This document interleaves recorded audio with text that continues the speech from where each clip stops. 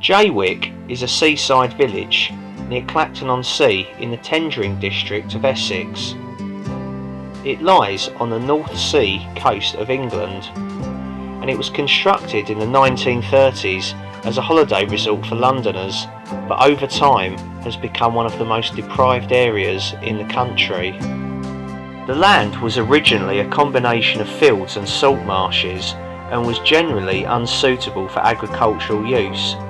It was purchased by the entrepreneur Frank Stedman in 1928 to provide low-cost, affordable holiday homes for working-class families, and became a popular holiday destination throughout the 1930s. After the Second World War, a shortage of housing meant the properties gradually became permanently inhabited, despite not being designed for regular use. The local community resisted demolition of the worst estates, and the government tightly controlled building regulations in the village while attempting to rehouse residents elsewhere. Many of the holiday homes were never designed for long-term residence and are now in a state of disrepair. According to the Index of Multiple Deprivation of both 2010 and 2015, the eastern half of the village is the most deprived area of England. Jaywick has significant problems with unemployment and is at risk of flooding, despite several attempts by the local council and government to transform the area.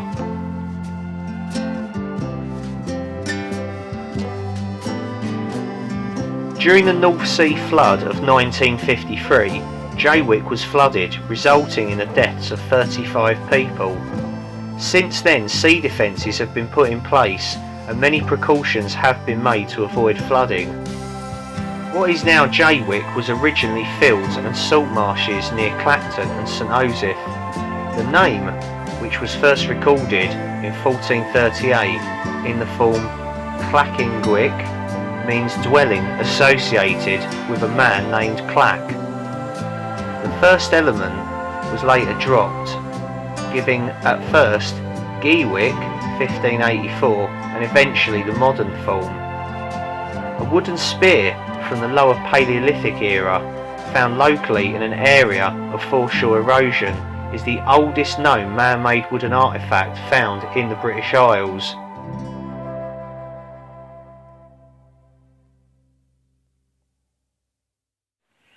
Good evening everyone. As you can see, I'm joined by the very lovely Candice. Hello. Mark is just in his car next to us. We're not in a dogging car park. We are in quite an interesting little place for tonight's wild camp. As you probably saw by the title of the video, we are in Jaywick on the Essex coast. Now, Jaywick has got quite a bad reputation. It is one of the most deprived areas in the whole country. Now, we're not going to pass judgment on the place yet until we've been here and camped here. So that is the idea of this wild camp tonight, just to sort of see what it's like, and really we'll find out, won't we? So, I mean, I'm sure it's not the poshest of places, but you know, let's see what happens. Let's give it a chance. That's what I think everyone should do, is give Jaywick a bit of a chance. Oh, I'm doing it. The beach does look quite nice. We'll show you more in the morning because it is pretty late now. Yeah. What time is it actually? It's gone 8 o'clock I think now. Mark's waiting for us now. We've got the OEX Puma 2-person tent, and I think Mark is going for the homeless look so that maybe he doesn't get mugged by anyone. And he's got a pro action tent, so the crime rate here is actually quite low. Yeah. Like, there's no stabbings or anything. No. I think it's more drug related and stuff. Really. Look, we'll see. I'm not going to say anything that's going to incriminate Jaywick at the moment. We're not going to judge it. We're not going to judge it, exactly. Me and Candice both wanted to do this. We told Mark at the 11th hour, literally, this is where we're going. So he's shitting himself a bit. Now, I'm going to also point out I'm disabling the comments on this video, okay?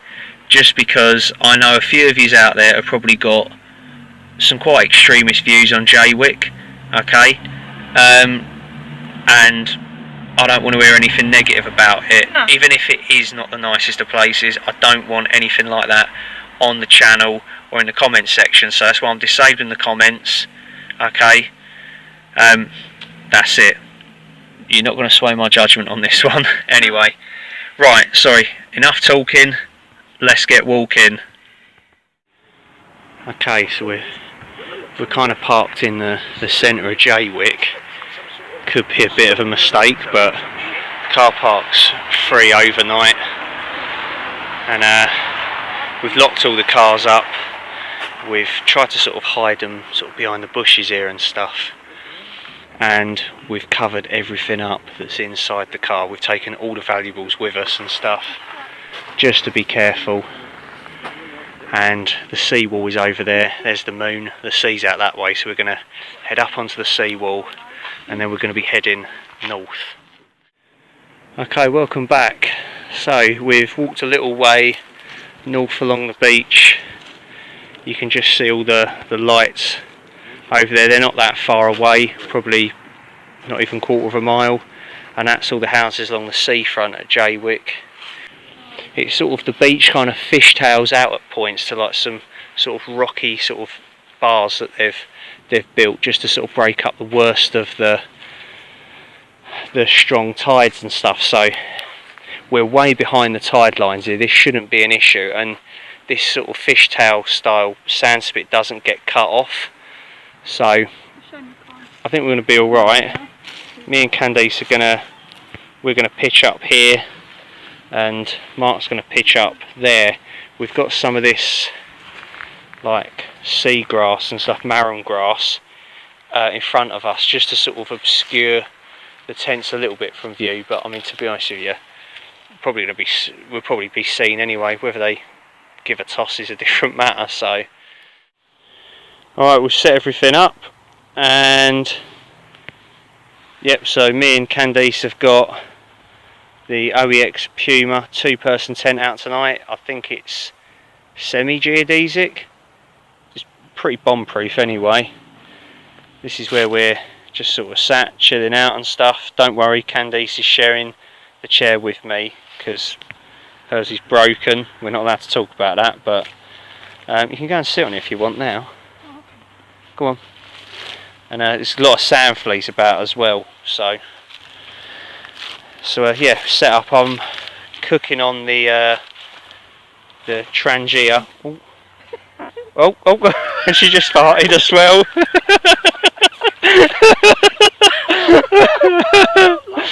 Brilliant. You heard that, didn't you, everyone? I'm glad I don't pass winds. Yeah, it was right near that flame as well. Blimey, we could have blown up Jaywick. Oh dear. Anyway, so yeah, the Trangia alcohol stove with the S-bit triangle. I'm just pouring up some water for a hot drink. We've got 2 ciders that Mark here very kindly gave me. Cheers. He's got Candice a little present. That's for tomorrow. She's not allowed to look at it. Don't know what it is, but anyway. And then Mark has got his Pro Action. What tent is it again? 2-man tent. Just a 2-man Pro Action tent. That's it. That's it.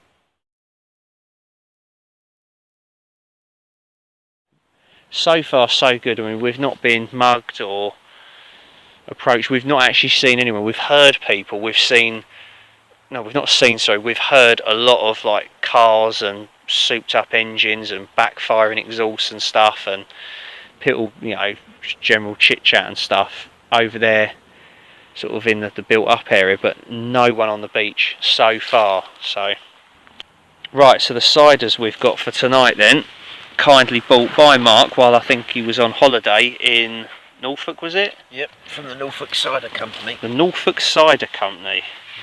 So we have this one, which, is it going to pick it up? No, it's not going to pick it up. It's called Downham Tickle Craft Cider Norfolk, made from 100% apple juice, medium cider. It's a 6%er, so it's a nearly wear a nappy kind of job. And our aim to create a traditional cider crafted from locally grown apples and to our own special blends, then slowly matured for a great taste. In 2014 we decided to take a big step and bring our handcrafted cider to the public in the form of Downham Cider Company. So there we go. So they're from Downham Market in Norfolk. And then, that's getting bloody hot. Then the next one is this one here. It's a medium sparkling Wells Norfolk cider, Win Hill. And let's see, what's the percentage on it? Percentage 6.4%. So a couple of like strong ones tonight. Medium sparkling. Is produced from 100% apple juice with no colouring, water or artificial sweeteners. The apples are a blend of cider and dessert varieties from our own orchards to give a real depth of flavour. A refreshing, lightly sparkling medium cider. Win Hill Norfolk Cider Company. And that's, yeah, Wells next to sea on the North Norfolk coast. Candice is going to pick us a cider. Which one do you want us to share first? Downham Tickle or Win Hill? Downham Tickle. You know what? I thought you'd say that. It's got a slightly dirty name, hasn't it? Downham Tickle. Almost like a tickle down there. Yeah, let's have a tickle down there, eh? Right. It's a screw top lid, so Candice, you can do the honours. My water's boiling. Oh! Now go on, you have first sip, go on. Just don't spit it out.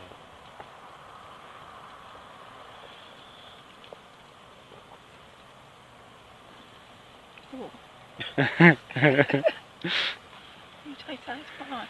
Is it? Okay, right. Flat. Not bubbly. Oh, it is, yeah. So it's a flat cider. Yeah. It's very different. Do you know, it's actually quite sweet. I mean, let it sort of, you know, breathe for a bit, but that's actually, yeah, really nice, that. I don't mind that one. I'll give you a verdict, yeah. But I'm impressed so far. Cheers, Mark. Thank you. That's always good. That's alright. Oh, I'll view right up your crotch then. No, it's not Babe Station, this, anyway. Right, anyway, chat to you in a bit.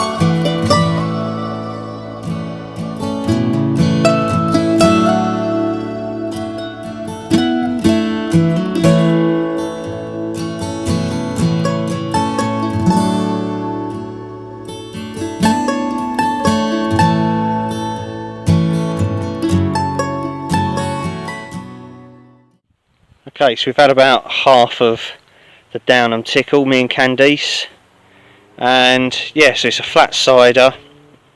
It is quite strong, so it's a medium cider, and it's ever so slightly smoky once you sort of let it breathe for a bit, but it still, you know, retains a slight sweetness. Of all the flat ciders I've had, I would say it's the best one I've had. Candice, what do you think of it first for Downham Tickle, or should we call it Slap and Tickle? Let's call it Slap and Tickle. What do you? Nice actually. Out of 10? Give it about 7.5, 8. 8, yeah. Yeah. Yeah, I think I'd give it an 8.2. 8.2 out of 10. So that's not bad. Cheers, Mark. It's alright. That's not a bad cider, yeah. I'd say the best flat cider I've had, definitely. And because it's like a small sort of company making them, that's always quite interesting. So, you get a real kind of feel for like the county and the area that it's from. I quite like that, and I want to start doing a few more kind of small company ciders and stuff like that, because I've had most of the commercial ones. So it's time to sort of start exploring some of these, the lesser known ones, you know, the independent companies and stuff. Anyways, cheers everyone to a good camp. It's time for Old Winnie, Win Hill, the medium sparkling Wells Norfolk cider. So we're gonna crack that open. There we go, stay there. Me and Candice had a Toby Carvery in Clacton. As usual, I had far too much food and I'm not hungry now, so I've got food with me, but I'm not going to eat it. I'll save it for another camp. I'll have breakfast in the morning, of course. Let's crack this bad boy open. Ah, go. There was a hiss. There was a hiss. That means it's sparkling. Right, let's have a little sniff. Oh, that smells nice. I'm going to have the first swig first, I think. Candice has perked up. She's like, oh, sat bolt upright now. Oh. It's not overly fizzy or sparkling. It's still quite a strong taste. Go on, try that one. Oh, big gulp. Strong. Strong, innit? Got quite a smooth taste. It's a smooth taste. The other one was a slightly rougher taste. I think... That one's nice. Yeah, this one's nice, isn't it? Right, hang on, let's have a swig. You can taste the apples as well. Yeah, the other one, the apples, after a while you couldn't. I mean, give this one a chance to breathe as well. Out of the two, I prefer this one, I think. I do like sparkling ciders, definitely. There you go, if you can read that again. Got a verdict for it already, or? 7.5, 8. Okay, yeah. I think I'd give it about the same as the other one. I'd give this an 8.2, I reckon. There's not a lot of difference in them, but just because this is sparkling, I do prefer this one a little bit more, I reckon. So, yeah, 8.2, I reckon. That's not bad at all. Cheers again, Mark. My pleasure. You sound quite dirty when you said that. Yeah, that did sound very dirty. Didn't mean to be. My That sounds pleasure. quite sexy, actually. Sexy? Yeah. Bloody hell. How much have you had to drink? Okay, Oh. decent. My pleasure. That's what I have to put up with. Right. Cheers, everyone. That's the ciders for tonight. It's just gone midnight. Candice is in the tent, toasty and warm. She was getting tired, and I just sort of packed away all of our communal area and stuff. Candice has got the porch side of the tent tonight, so just sort of storing stuff in the big porch that we've got on the side there, and I've got the little side door facing out to sea. Mark's going to get in his humble abode. Yep. So we reckon sunrise is around 7 AM now, so I'll sort of get up I don't know, 20 minutes before or something, because of course east is that way, the sea's out that way, so with any luck we might get a really good sunrise coming out of the sea. Just had a little wander down the beach, and it's actually a really nice beach. We'll see more in the morning. It'll look a lot nicer then, but we're miles away from the highest tide line. We're sort of in the dunes and stuff on the fishtail where it sort of juts out into the sea. So yeah, we'll show you more in the morning of the beach and hopefully get a good little sunrise. It's going to be nice in the morning, I think, and then as I say, we'll show you. You hear that noise? We'll see the rest of Jaywick in the morning, all its glory. So it's been good so far. We've had no one come down here, nothing. It's been so quiet. At times, like when you don't hear all the cars and motorbikes and God knows what else, it's so peaceful here. It's really surprising. We've not heard any police sirens. We've heard a couple of people. It sounded like an argument or something, didn't we, earlier? But that was Yeah, that was it though. short-lived. Yeah, it's been really peaceful here. And to think, you know, like Clacton's up that way, St Joseph, it's just really peaceful. You know, this is like a quiet little bit in the middle, I suppose, because not a lot of people really, unfortunately, want to go here. Yeah, we'll see what the cars are like. The car park starts charging at 8 AM tomorrow morning, so if we're not packed up in time, one of us might quickly run back and stick some money in the meter, because it's free overnight anyway. It's the boring bit, the parking. So I'll see you in the morning, Mark. You'll be up for sunrise, won't you, most likely? Oh, I'll be up, don't you worry. He's always up early, yeah. Being a poster, you're always up early. He's up at the crack of dawn. Skulking around. Worrying. Anyways, we'll see you in the tents. I'm inside the 2-man OEX Puma now. Loads of room in here. We can sit up. Candice is behind me. She's more or less asleep. We're trying out sleeping up the other end of the tent, so with our heads sort of next to the doors, because the doors are sort of opposite each other in this tent. So we've got the light loop with the lantern up at the foot end this time. We were sleeping with the heads up that end last time, and I kept banging my head on the lantern, and I think we've been sleeping the wrong way round in this tent, so it's actually better like this.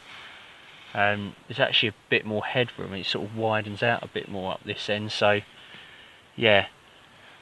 So we was a bit stupid. We were meant to be doing it like this all along, really. So anyway, yeah, great tent this. Absolutely love it. It's the best 2-man tent we've ever bought. Bit heavier, of course. You know, extra poles to set up and stuff, but it's worth it. We split the weight between the two of us, and yeah, it just works really well, and it is absolutely solid as a rock. Always pitches really taut. Got the sand stakes in it at the moment, and they're just holding it to the sand perfectly.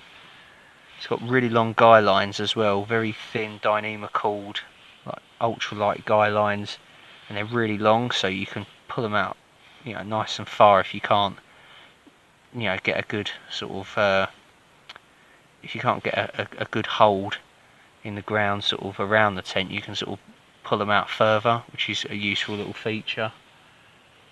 All in all, yeah, we're very pleased with it. So we'll show you a bit more in the morning when it's light. We get some sleep. See you in the morning, everyone. Good night.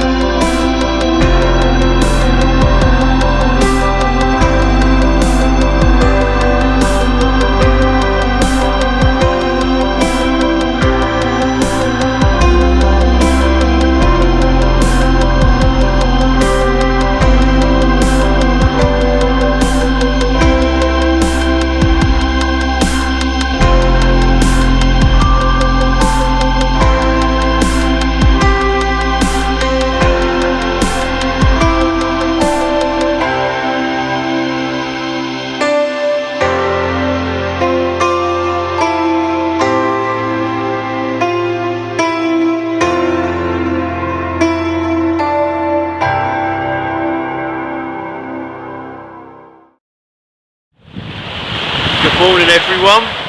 Hopefully there's not too much wind noise on the camera. I'm sort of in a slightly sheltered spot, just down by the water's edge here. We're all awake, and it's just gone 7 AM. We kind of had a sunrise just over here. It's very cloudy, so you're not going to get like a clear sunrise, but we still got something, and it did look quite amazing still. A few people out with their dogs already on the beach here at Jaywick. I tell you what, this is quite stunning. The beach is lovely. There's a little bit of rubbish about, but to be fair, you expect that. On most beaches it gets washed up, or just people being careless humans really. But this is lovely, honestly. I mean, maybe in further into town Jaywick's worse, but from what I see here, this is lovely. Really, really nice beach. I'm at the end of the fishtail thing. You can see this line of rocks that extends out either direction into the sea, and then sort of like a sandbar. So they've got those dotted along the beach here at Jaywick because it is in a high flood risk area. So just to try and stop the encroachment of the sea and the strong waves and stuff, and some of the high tides, they've put those in place, so it creates like almost a calm little bay, hence why this is a lot gentler. Of course, they did suffer greatly in the 1953 floods, and that was one of the things that brought about kind of almost the demise of Jaywick in a way. Quite a lot of people died and lost their homes and stuff. After the war didn't help either, immediately after the war. And of course a lot of the houses started off as like just holiday homes, simple holiday homes. And the thing was, people started living in them more and more, more often throughout the year. And of course in the end, prices to live here are not that much really. Mark was just saying, to get a seafront property like with the sea views at Holland-on-Sea, which is just up the coast, is about 400,000 to 500,000. Here you're probably looking at 150,000 maybe. I don't know, I'm not sure. I mean, I don't want to insult anyone here. It might be more, it might be less, I don't know, so I'm not going to say any more, but all I do know is this is really nice. I'd come back to this beach, honestly. We didn't get bothered at all last night. We thought we was going to have, drug users, junkies, drunks, all kinds of stuff. People just bothering us, chavs and whatever. We've had none of that. We've had absolutely nothing, honestly. I haven't seen a single syringe lying around. Nothing, honestly. Either that or we just got lucky, I don't know, but we've had no issues whatsoever. Really, really nice here. Hopefully you can hear me. Hopefully I'm not just waffling to the camera and it's all wind noise. But so of course Jaywick used to be one of the top seaside holiday resorts. All those beach holidays, back in the day and stuff. Jaywick used to be one of the most popular places to come to, and now unfortunately it's probably one of the least desirable places to go to, but it did have a really, really cool history, and people used to flock here from all over the country, and now it's an industry that's just completely gone downhill and died, and as a result there's not a lot of work in a town, so you've got a lot of people that are seeking job seekers allowance, benefits. It's sad really, it's a shame. From the stuff I watched online, not everyone here is bad. Some of them are really decent people. It's like everywhere you go, isn't it really? There's always a few people that just ruin it for the rest rest of everyone else, you know. But most people are still, you know, still doing their best trying to get by and stuff like that, and I just think, you know, just cut some fucking slack. I think it's nice here. I don't think it's that bad really. I'm yet to be proven wrong on that, so we'll see. You know, I'm keeping an open mind about it rather than some people that I see in comment sections on stuff about Jaywick. Oh, you should just carpet bomb the place. You know, it's a shithole and all this stuff. It's like, well, you've probably never been here, and if you have, you probably didn't take the time to look and appreciate it really. So, shame on you really. Shame on you. I think it's alright really. I'm not saying I'm going to move here straight away. I'm not saying I'm going to holiday here every year, but it's not bad. So just give them some fucking, you know, break, alright? Anyway, sorry, rant over. It's early in the morning, I've not eaten. I could do with an extra 2 hours sleep, but, you know.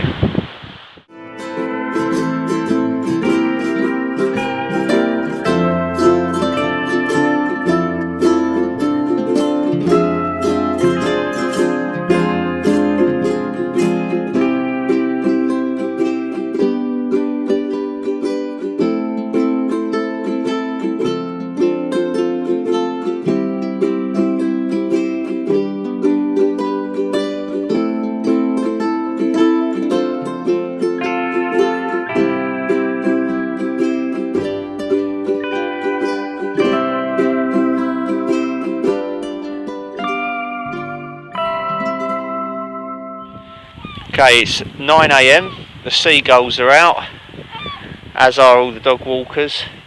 We're all packed up, we're leaving absolutely no trace, unlike one of the dog walkers we saw over there, whose dog took a shit and he just kicked some sand over it.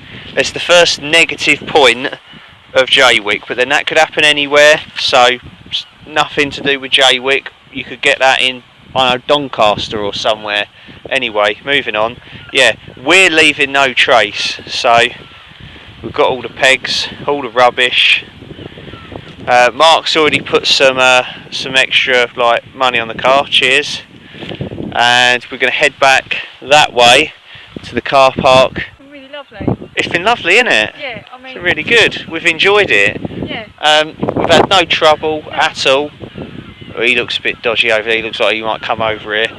But other than that, yeah, it's been absolutely fine. Literally, the dog shit. That was the only bit that I was like, oh, that's a bit bad. But other than that, brilliant. I mean, we've probably been in one giant kitty litter tray here. I mean, there's probably all kinds of stuff under the sand here now. Oh, Mark's wife is watching this and doesn't want him to be here. You're right, Sam. We did it. We camped at Jaywick. You can court-martial him later. Yeah, I will be, don't worry about that.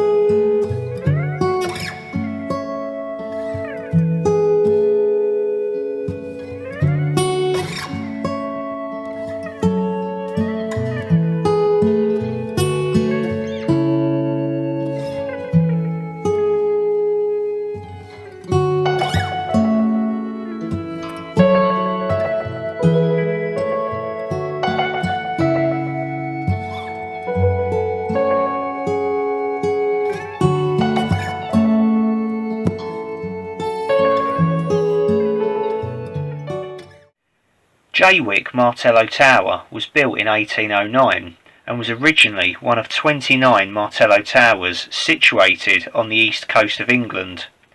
The towers were constructed to defend the country against the threat of invasion by Napoleon Bonaparte and his armies. In total, 103 Martello towers were built between 1804 and 1812.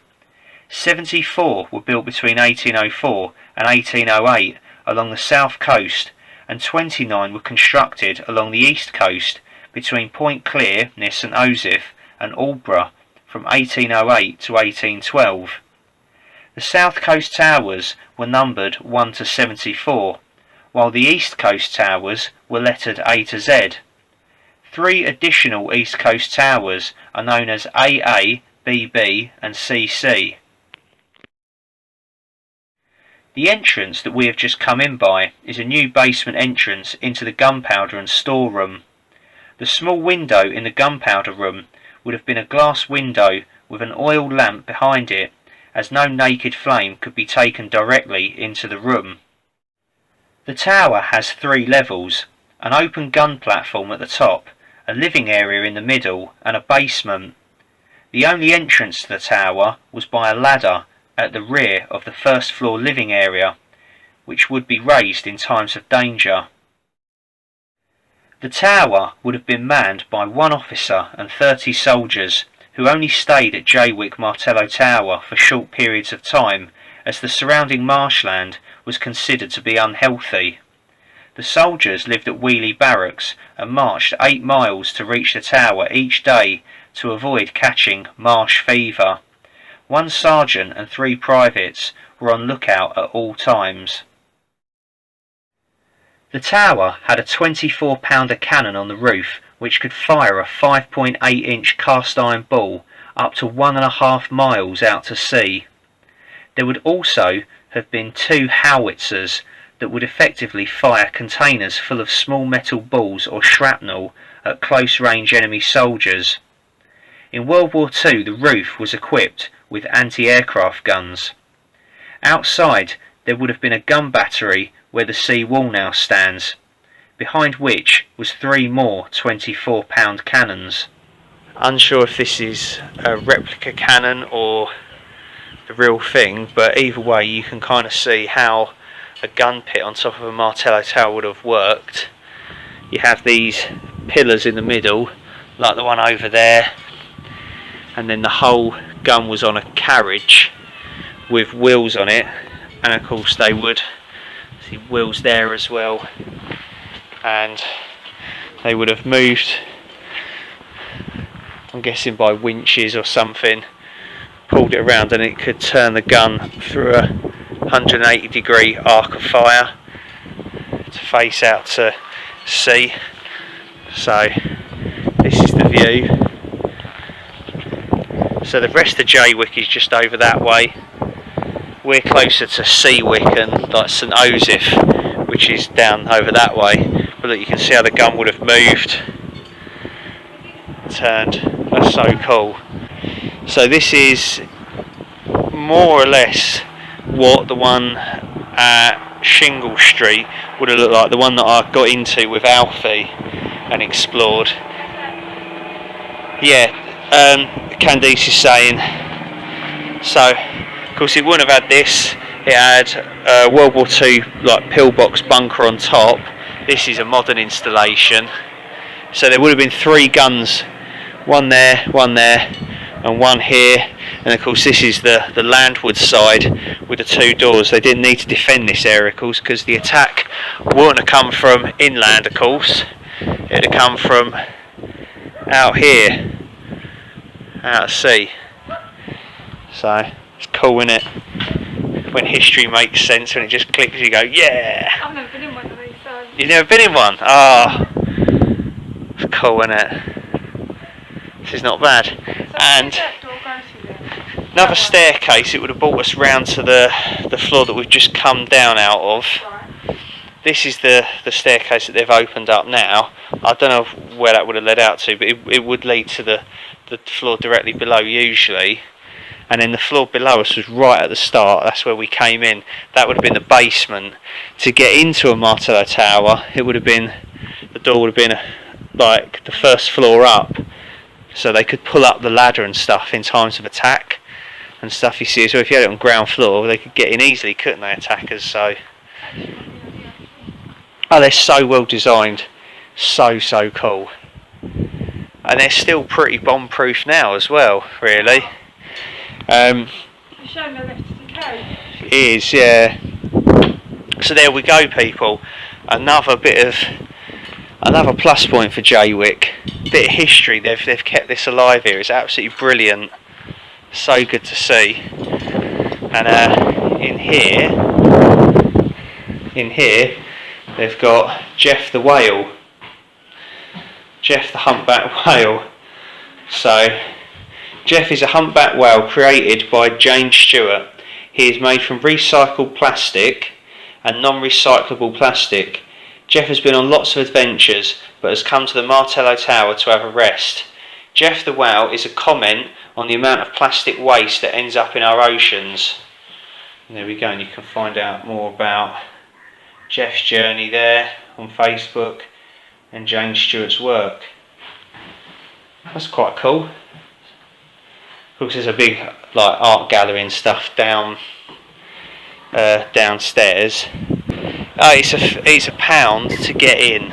Okay, they asked for £1, and Candice had £1. I only had 85p, and she went, "Oh no, don't worry, I don't want to take all your loose change," and didn't even accept the 85p. So I've got in for free. So that's really good. Thank you. But we should really give them something. But they didn't accept cards, so it's cool. A bit short. We didn't really think we was going to be going in here, so. But how cool's this? I like it here, it's good. There's loads of stuff to read downstairs as well, so we'll get some footage of that as well. Hey, what? Yeah, we just looked at some ones in Clacton when we went for something to eat, and it's because they're right near the centre of town and stuff, and they just get trouble in them, whereas this one's being looked after. It's good to see. Yeah, right, we're going to make our way downstairs in a minute. In the years since the Napoleonic Wars, the tower has been a home to a Napoleonic army pensioner, Gunner Thomas Ruff, who lived here with his family. A World War I piquet station used by the Essex Cycle Battalion, a club, a lookout in World War II for the Clacton Home Guard, a refreshment room for the Tower Caravan Park, then a storehouse, before it was finally brought by Essex County Council in 2002.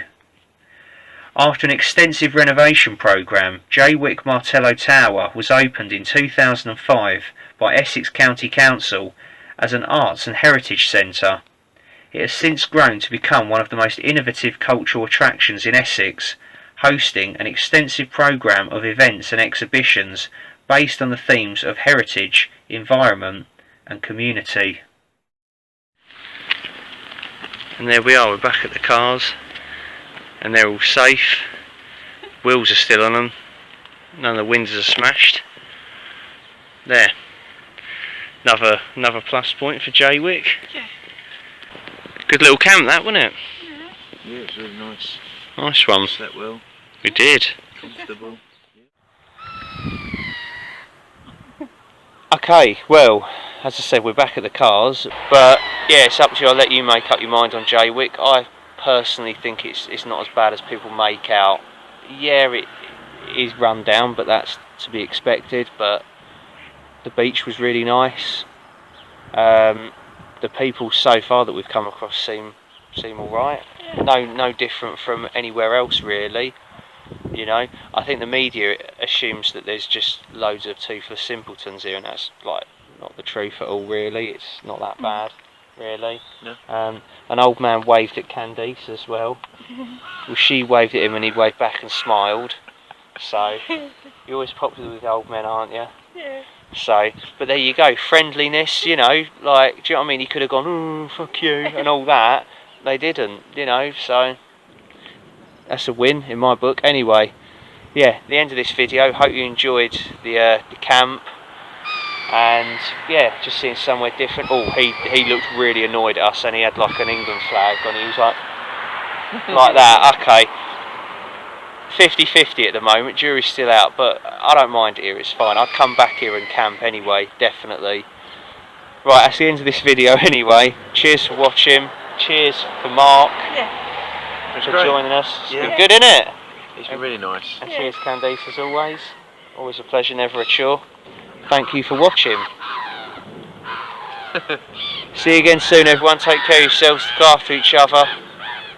Stay safe. Bye. Bye, mate.